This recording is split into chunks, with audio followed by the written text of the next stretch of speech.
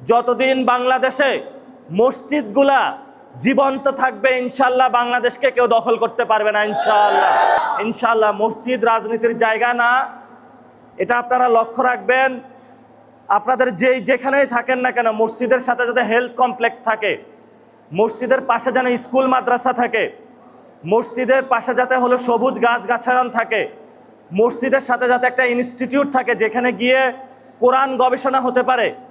মসজিদের আলেমদের কাছে যারা ধনী আছেন আপনারা টাকা দিয়ে যাবেন, এবং যারা গরিব আছেন তারা আইসা টাকাটা নিয়ে যাবেন, এবং এই দান করা হলো কেউ জানবে না।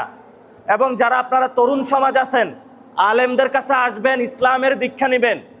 যতদিন বাংলাদেশে মসজিদগুলা জীবন্ত থাকবে ইনশাআল্লাহ বাংলাদেশকে কেউ দখল করতে পারবে না। ইনশাআল্লাহ।